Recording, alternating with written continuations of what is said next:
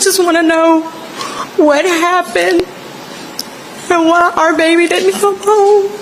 They tracked this phone on Life 360? So Life 360, but when I received the phone call from Warren, I immediately called my friend Tashima and I said, hey, have you guys seen Nolan? Because her two sons, Jalen and Javon, they grew up together. They played City League sports together. When they got into school, they played sports together. And so she was like, hey, okay, the boys were pulling up the location from Snapchat. So the Snapchat location looks completely different than the Life 360 location. So when I pulled up Life 360, it was different. It was showing everywhere the phone had been. I was like, well, it's showing that he's back on land. He was like, but no, he didn't come back with us. Tracked it, and my friend Tashima went and picked it up. It wasn't like they said we got his phone, they tracked it.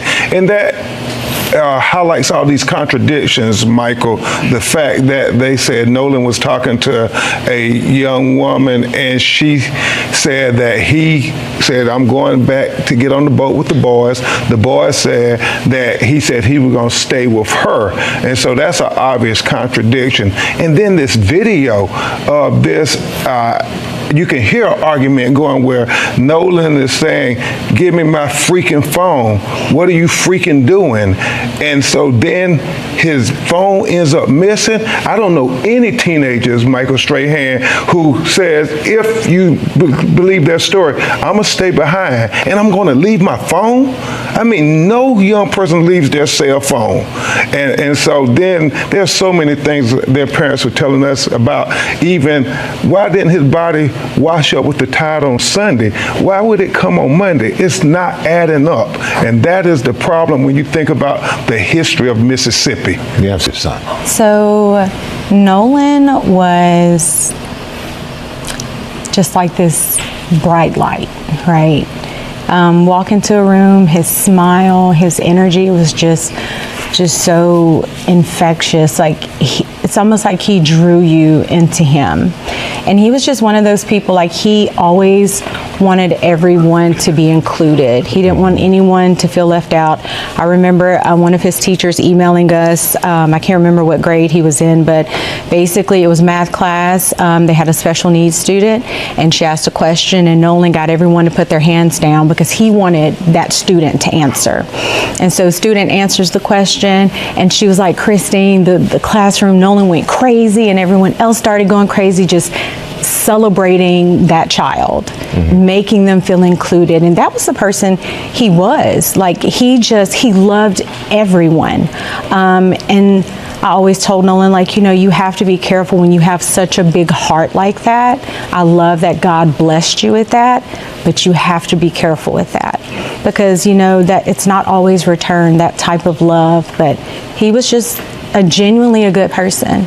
It has been 8 days since Nolan Xavier Wells left his house, hugged his mother, said, I love you, and never came home. 8 days since an 18-year-old football player from Ocean Springs, Mississippi, went to Horn Island to celebrate the 4th of July with friends, and those friends came back without him. 8 days since his phone was found on the boat that left him behind, not in his pocket. Not on the island, on the boat. 8 days since his father Elmore went to one of those friends' houses looking for his son's keys, and that friend looked him in the face and said he did not know where they were, until someone else in the room said she had seen them the day before, and suddenly, he found them. 8 days since Ben Crump stood in Harlem at the National Action Network House of Justice, alongside Reverend Al Sharpton, and Nolan's grieving parents, and said 4 words into a microphone that this entire country needs to hear. This does not smell right. The cause of death has still not been officially confirmed. The independent autopsy results have still not been released. The friends who were on that island with Nolan are represented by attorneys and have not sat for a formal independent interview. A viral video that appears to show an argument on that beach that day is still under investigation, and text messages on Nolan's phone may have been deleted. The questions are not getting smaller, they are getting louder, and most channels are not asking all of them. Today, we are. This is the full story of Nolan Xavier Wells, and we are going deeper than anyone else has gone. Before we go any further, if this is your first time on this channel, you need to know how we operate here. Every fact sourced, every open question named as open, nothing added for shock value. Subscribe right now and hit that notification bell. Every update on this case arrives here first. Drop a comment right now and tell me, where in the world are you watching from? What time is it there? And do you believe the official story that Nolan Wells simply drowned? Now, let us get into who Nolan actually was, because that matters more than anything else in this video. Before we talk about what happened on Horn Island, we have to talk about who Nolan Xavier Wells was as a human being. Because in cases that move this fast and this loud, the person at the center of it gets reduced to a headline within 48 hours. That is not happening here. Nolan Wells grew up in Ocean Springs, Mississippi, a middle-upper-class, majority-white coastal community of just under 19,000 people on the southeastern corner of the Gulf Coast. He was raised by his mother, Christine Wansley, and his father, Elmore Wansley, two parents who, by every confirmed account, gave everything they had to that young man. He played football at Ocean Springs High School. His coach, Jake Bramlett, said publicly after his death that Nolan was the kind of son, teammate, friend, and student that every coach hopes to have in a program. High school coach Tracy Lampley described him as a happy-go-lucky kid with a big smile that everybody adored and loved. These are not boilerplate tributes. These are specific. The kind of words a coach reaches for when a kid is genuinely one in a generation. He went on to play wide receiver at Southwest Mississippi Community College. He was a general business major. He was a rising sophomore preparing to return for the upcoming football season. And here is the detail that Ben Crump added at Friday's Harlem press conference that most outlets buried in a footnote. Nolan Wells was supposed to try out for a Division I football program on Monday, July 7th, the morning after his body was found. He had a future that was not abstract. It was scheduled. It had a date on a calendar. His father, Elmore, said something on Good Morning America that is not just grief speaking. It is a question that the entire investigation has to answer. We always tell him, if you go with a group, you stay with a group. If you go with 5, you come back with 5. He always said, yes, sir. He knew to stay with his group. So why would he split from his group? His mother, Christine, told the world at the Harlem press conference what the last moment between them looked like. She said Nolan had spent that morning baking something in the kitchen. She said, he baked it, and I was so proud. And then after that he was just like, hey Mom, I'm about to go. I love you. It was hug, kiss, and he left. That was the last time Christine Wansley saw her son alive. On Saturday, July 4, 2026, Nolan Wells joined a group of friends for a boat trip to Horn Island, a barrier island roughly 10 miles off the coast of Pascagoula, Mississippi. Horn Island is part of the Gulf Islands National Seashore, managed by the National Park Service. There is no staff on that island, no drinking water, no shelter, no communication infrastructure of any kind. You get there by private boat, and you leave the same way. The friends on that boat, confirmed by Atlanta Black Star, included Eli Jax Patalo, Eric Alcantara, Wyatt Pyron, Warren Hudson, and Morgan Seymour. Nolan Wells was the only black person in that group. His 17-year-old best friend Javon Williams was also heading to Horn Island that day, on a separate boat, because the first one was full. When Javon finally saw Nolan on the island, he said, as soon as we got out there, he told me that he loved me. Javon said Nolan mentioned he was going to meet a girl. He seemed happy. He seemed fine. At approximately 3 p.m., according to Jackson County Sheriff John Ledbetter, Nolan was last seen on the beach. The United Cajun Navy's incident commander Josh Gill confirmed in a video statement that at the time of last sighting, Nolan was reportedly seen talking to a girl on the north end of the island. At approximately 4 p.m., a video began circulating on social media, shot from another boat near the island's shore. It shows dozens of people on the beach. In the background, a small group appears to be in a heated argument. Ben Crump later told the press conference in Harlem that his team had identified Nolan's voice in the audio of that video, confirmed by young people who were present on the island that day. Crump stated, "The voice appears to be Nolan asking for his phone. Let that sit for a second." The video that law enforcement asked the public to come forward about, the video specifically described in the sheriff's official statement as depicting alleged altercations, may contain Nolan Wells asking for his own phone back from someone who was supposed to be his friend.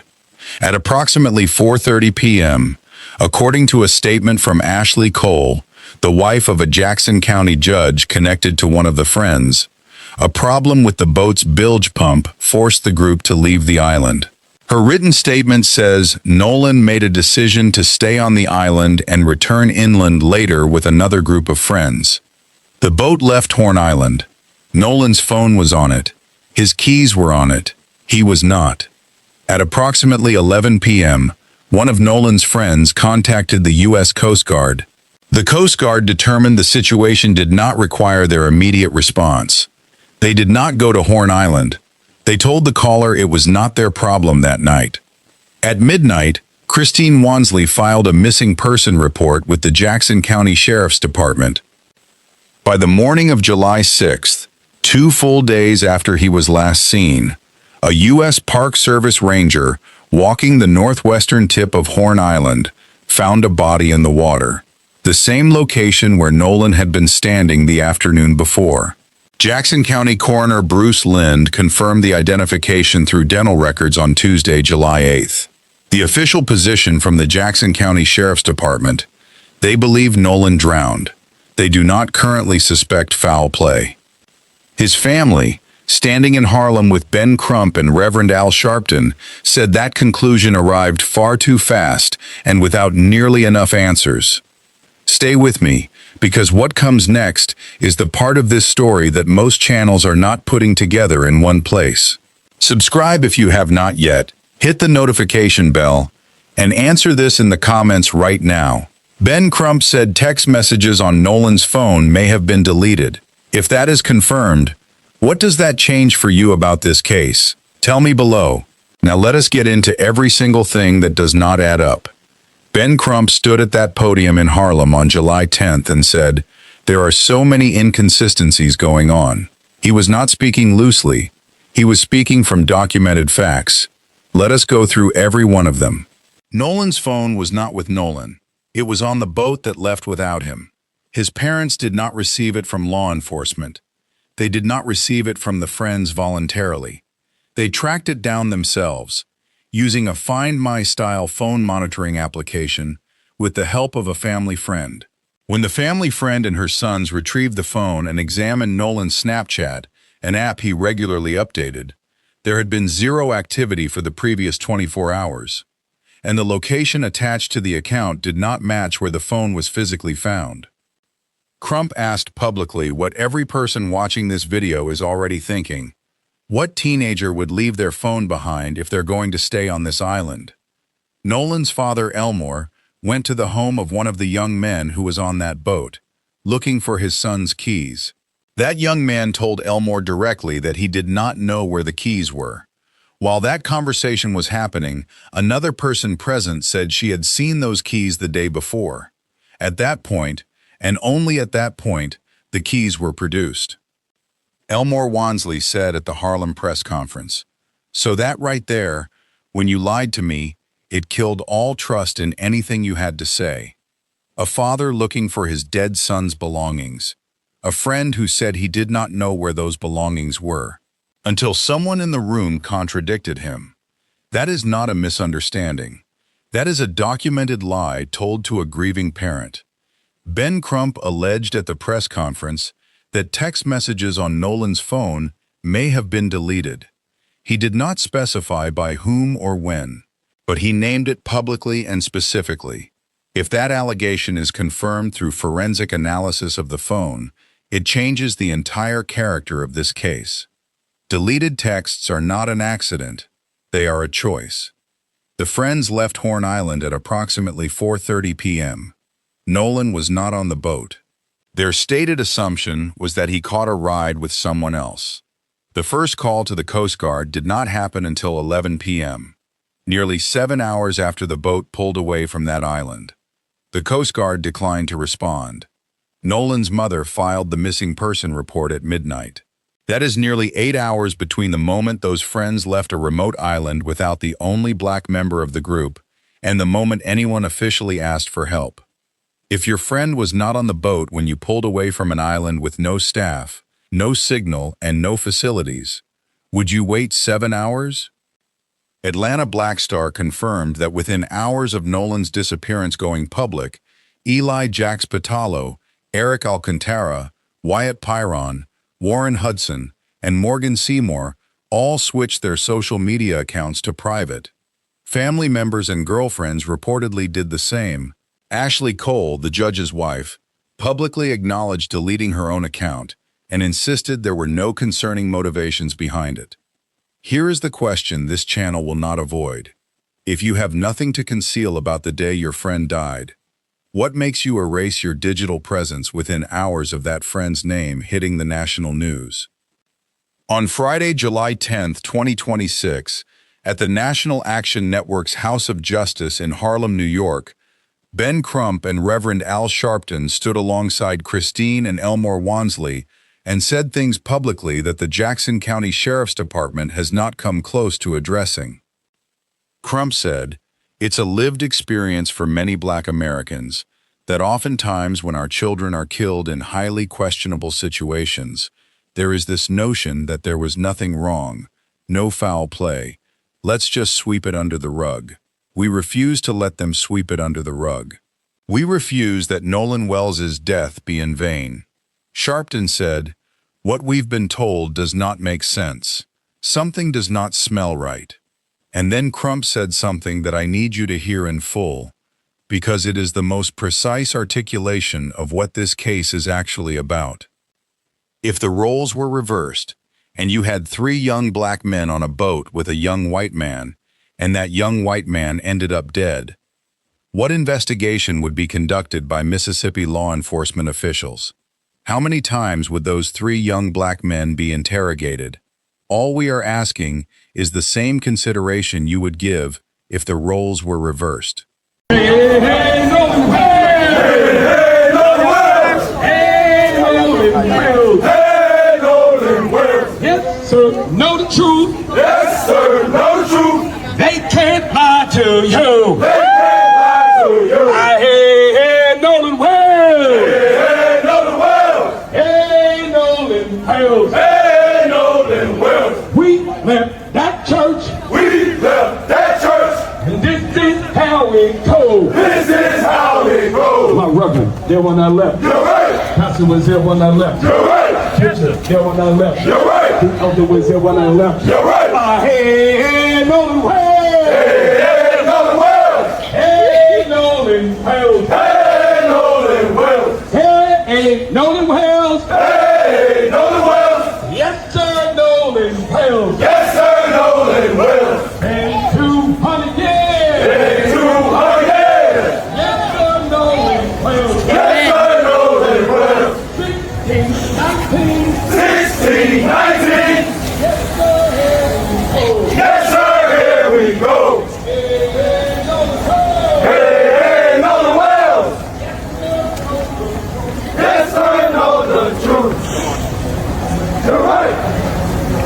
You're right. Christine Wansley addressed the protests that had begun forming in Ocean Springs.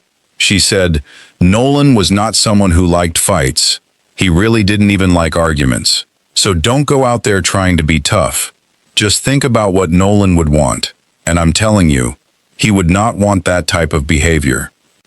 The independent autopsy, funded by Colin Kaepernick and conducted by a medical examiner in Washington, D.C., with no ties to Mississippi law enforcement, had been expected at Friday's press conference.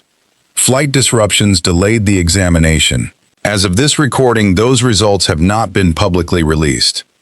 The family also confirmed that Tyler Perry is covering all funeral costs. Spike Lee has offered his public support. Reverend Sharpton said the goal of Nolan's funeral service would be to seek unity and extol what this young man represented. No charges have been filed. No arrests have been made. The Jackson County Sheriff said clearly, "Currently, there's no information that would lead us to believe at this point that a crime has been committed." But the Black American public has not accepted that conclusion. And the reason is not irrational. It is historical. In 2018, Tamla Horsford, a 40-year-old black mother of 5, was found dead in the backyard of a home in Cumming, Georgia, after an adult overnight party. She was the only black person in the group. Investigators called it an accidental fall from a balcony. Her family has maintained for years that her injuries did not match that conclusion. The case was formally closed in 2021. No criminal charges were ever filed. It remains disputed to this day. The comparison to Nolan Wells is not emotional. It is structural. One black person, a white group, a setting with no independent witnesses, a fast official conclusion of accident, and a family left with questions the system showed no urgency to answer. Ben Crump, who represented the families of George Floyd, Breonna Taylor, and Trayvon Martin, invoked Mississippi's history deliberately and specifically. He was not reaching for drama. He was naming a documented pattern. Now, the tactical question this channel has to ask directly, not as accusation, as documented analysis. If the friend's version is true, if Nolan chose to stay, if the bilge pump was the reason they left, if they genuinely believed he was catching another ride home, then answer this. Why did one of them lie to his father's face about where his keys were? Why are all 5 represented by attorneys rather than sitting down voluntarily with the family's independent legal team? Why does a sitting judge's wife feel the need to release a written statement defending her family's conduct on the day a teenager died? Why were text messages on Nolan's phone potentially deleted? And why, if there is truly nothing to hide, did every digital trace of those friendships go dark within hours of Nolan's name reaching the national news? Each of those questions has an innocent explanation in isolation. But when you line them up in sequence, the phone, the keys, the lie, the lawyers, the deleted accounts, the 7-hour gap, the argument video, the innocent explanations require you to ignore everything that came before and after each one. At some point, a pattern stops being coincidence. We are almost at the section that ties every thread in this case together, and it is the section about what the systems around Nolan failed to do before and after July 4th. Subscribe right now if you have not. Hit that bell, and tell me in the comments, if you were Nolan's parent and a friend of your son lied to your face about his keys, what would your next move be? Drop it below. Now let us finish this. This channel covers cases the way they deserve to be covered, which means we do not stop at what happened to one person. We ask what the systems around that person failed to do. At 11 p.m. on July 4th, a friend contacted the U.S. Coast Guard to report that an 18-year-old had been left on a remote barrier island with no phone, no facilities, no staff, and no confirmed way home. The Coast Guard determined this did not require their response. They did not send anyone to Horn Island. Had they responded at 11 p.m., the search would have started 8 hours earlier than it did. We cannot say that changes the outcome. What we can say is that the decision not to respond is documented, and it cannot be undone. The Jackson County Sheriff's Department has not responded to media requests from Mississippi Public Broadcasting, the Gulf States Newsroom, or NPR. They have released public statements asking for footage of altercations, but provided no timeline for releasing the official autopsy findings. The Mississippi Knox formally demanded urgency and absolute transparency from the department. That demand has received no substantive public response. When institutions stay silent, social media fills the void, and the Sheriff's Department created that void themselves. As of the Harlem press conference on July 10th, Ben Crump confirmed his legal team had not yet formally interviewed the young men who were on that boat with Nolan. All of them are represented by attorneys. That is their legal right, but it means the only independent investigation into Nolan's final hours is being conducted without access to the people who were last with him. As of this recording, here is the full confirmed picture.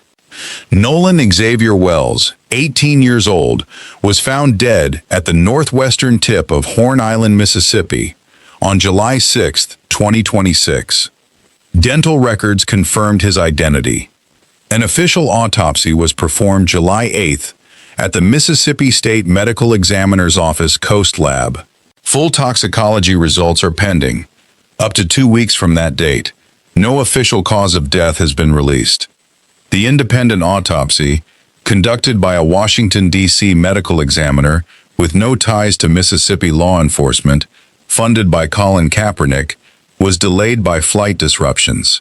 Results had not been publicly released as of the most recent confirmed reporting. Ben Crump said, "Once those results are received, the family will determine their next steps." Nolan's funeral has not yet been formally scheduled.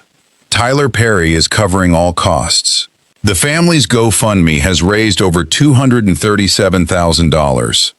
The argument video is under active investigation by the Jackson County Sheriff's Department.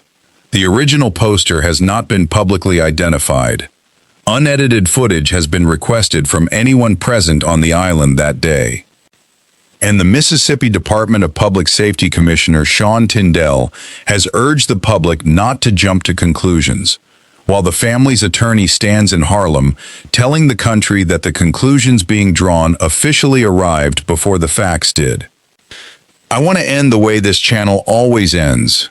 Not with the investigation, not with the legal strategy, not with the unanswered questions, with the person. Nolan Xavier Wells was 18 years old. He grew up in Ocean Springs, Mississippi. He was a wide receiver. He was a silent leader.